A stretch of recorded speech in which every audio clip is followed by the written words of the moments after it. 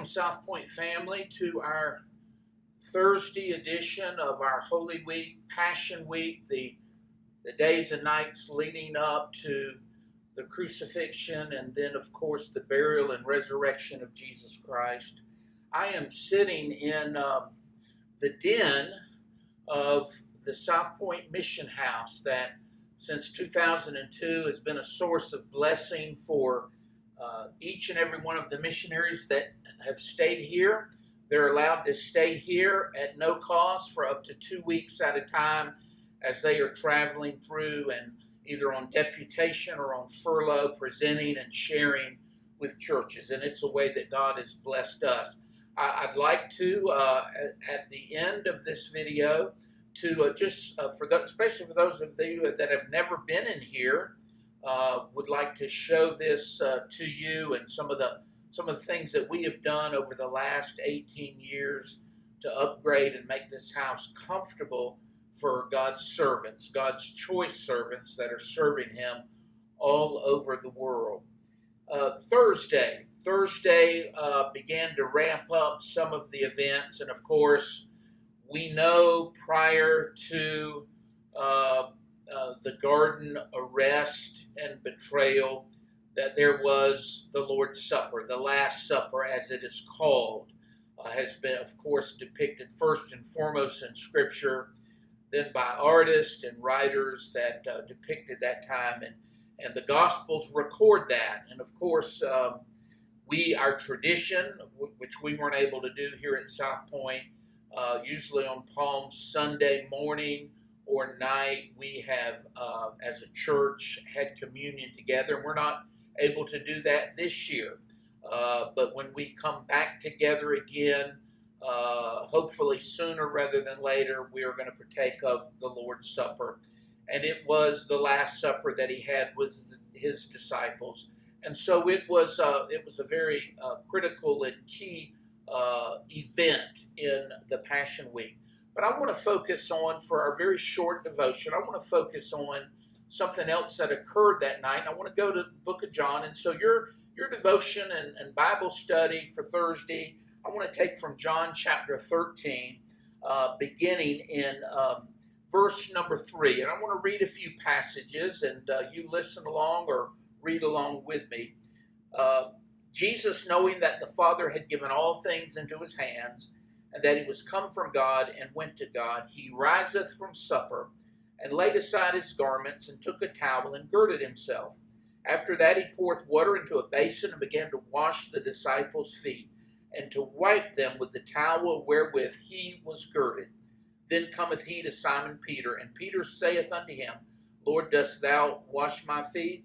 Jesus answered and said unto him, What I do thou knowest not now, but thou shalt know hereafter. Peter saith unto him, Thou shalt never wash my feet. Jesus answered him, If I wash thee not, thou hast no part with me. Simon Peter saith unto him, Lord, not my feet only, but also my hands and my head. Peter changed course then, but Jesus saith to him, He that is washed needeth not save to wash his feet, but is clean every whit, and ye are clean, but not all. For he knew who should betray him. Therefore said he, Ye are not all clean. So after he had washed their feet, and had taken their garments, and was set down again, he said unto them, Know ye what I have done for me? And ye call me Master and Lord, and ye say, Well, for so I am. If I then, your Lord and Master, have washed your feet, ye also ought to wash one another's feet.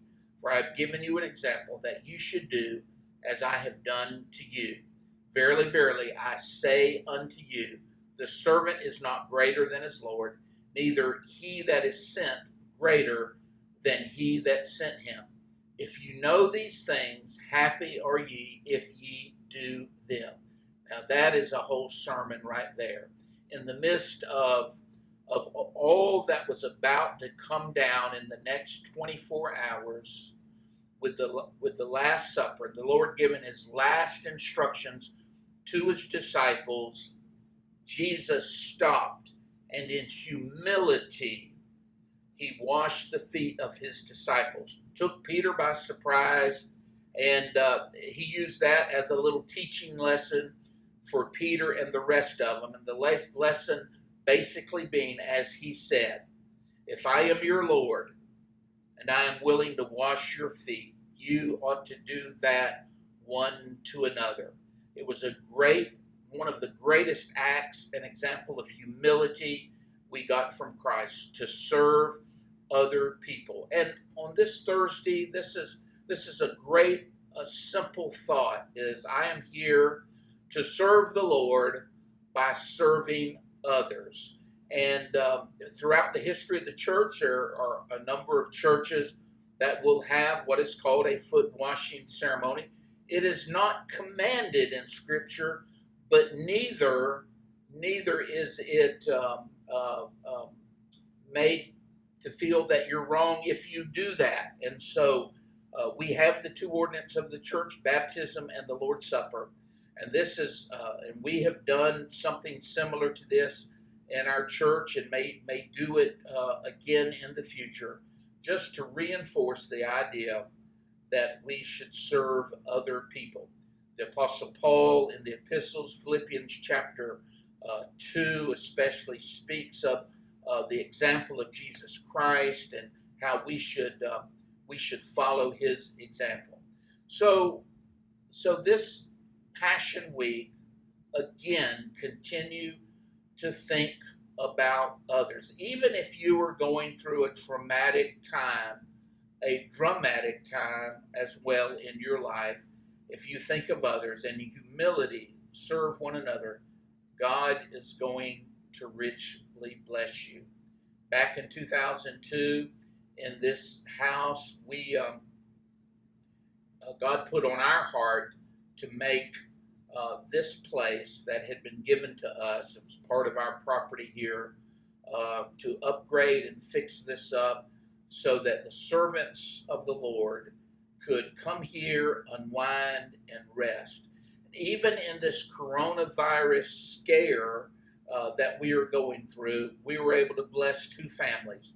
The singing Forrester family, who could not come and perform here, but because they had been in a small mobile Winnebago or small RV all winter long, they chose to come up here and unwind, and they loved it. And then our own Dr. Robert Graham, our missionary to South Africa, was just recently here for about a week, 8 days, and he and his son, his family, were able to unwind. And so we continue to be a blessing, even in this scare that is going on.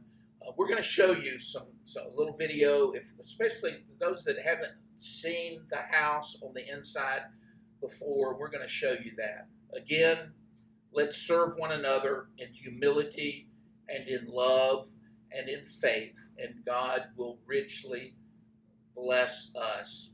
Hope you have a happy Easter week. God bless. As you come in from the front porch, we have a covered front porch. You're into the living room area, which has comfortable seating here.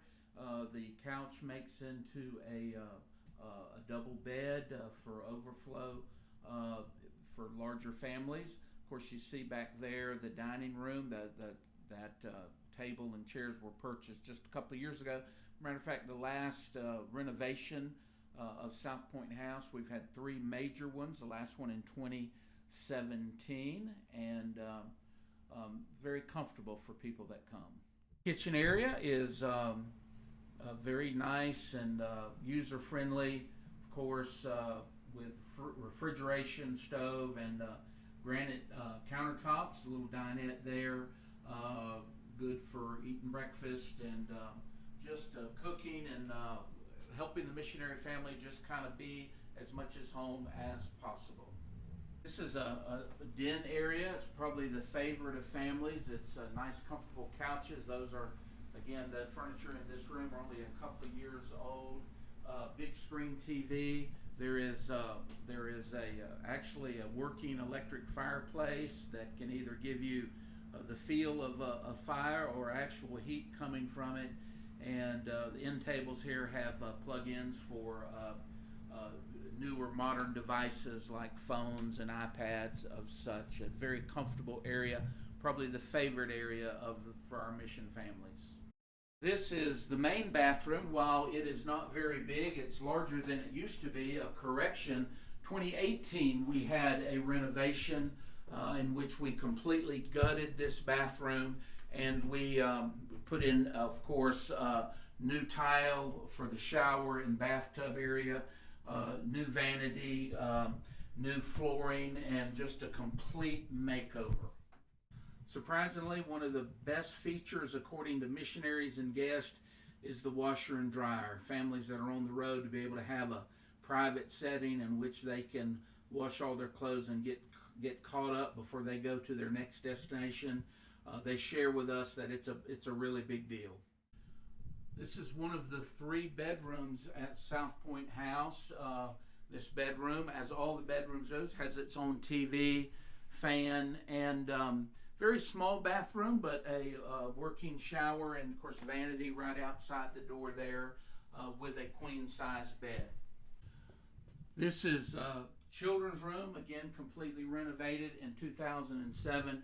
We added some closet space and twin beds here, very comfortable, again, with a TV for the kids to watch, or anybody that stays in this room, and always a blessing and a pleasure with a window that looks out over the porch and over the court.